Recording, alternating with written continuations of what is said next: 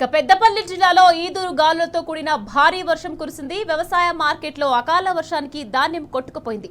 వారం రోజుల క్రితం మార్కెట్ కి తీసుకువచ్చిన కొనుగోలులో జాప్యం చేశారంటూ రైతులు ఆవేదన చెందుతున్నారు. అప్పులు చేసి పండించిన పంట కళ్ల ముందే కొట్టుకుపోతుందంటూ రైతులు కన్నీటి పర్యతం అవుతున్నారు. తడిసిన ధాన్యాన్ని ప్రభుత్వం కొనుగోలు చేసి పంట నష్టం ఇప్పించాలని రైతన్నలు డిమాండ్ చేస్తున్నారు.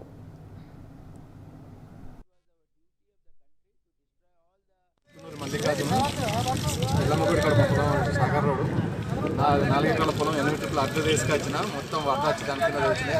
నేర్పినాం, మళ్ళీ కుప్ప పోసినాం. గవర్నమెంట్ మ్యాచర్ వచ్చినా కూడా తీసుకొని సప్లై తొందరగా వేస్తలేదు. చేయకపోవడం వలన రైతులు అట్లన్నీ నా ఇక కుప్ప కింద ఇక్కడ నీళ్ళల్లో ఉన్నాను. నేను ఇక్కడ మ్యాచర్ వచ్చినా కూడా తొందరగా పెడితే రైతులు అనేది ఇంత ఇబ్బంది ఉండదు. ప్లాట్ఫారం కూడా కరెక్ట్ లేక తడిచినట్లు కూడా తొందరగా గవర్నమెంట్ కాంటలు పెడితే ఇంకా ముందు కూడా వర్షాలు ఉంటే మాకు ప్రాబ్లం అయితే మొలకలు వచ్చే ప్రాబ్లం ఉన్నాయి. దీంతో కొట్టుకుపోయే అట్లు మొత్తం అట్లన్నీ కొట్టుకుపోయి కింద పెట్టినాయి. దాదాపు ఒక ట్రిప్ సగం ట్రిప్ అట్లు పోయినాయి. సారయ్య, నేను కౌలు రైతును.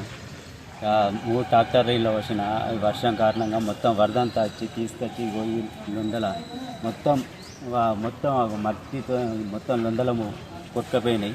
నా ప్రభుత్వం ఏమన్నా నన్ను ఆదుకోవాలి. ఇది నా సొంత భూమి కాదు, ఏం కాదు. అప్పులు తెచ్చి భూమి మీద పెట్టి నేను వ్యవసాయం చేస్తున్నా. మీరే ఏదైనా చేసి ఆదుకోవాలి.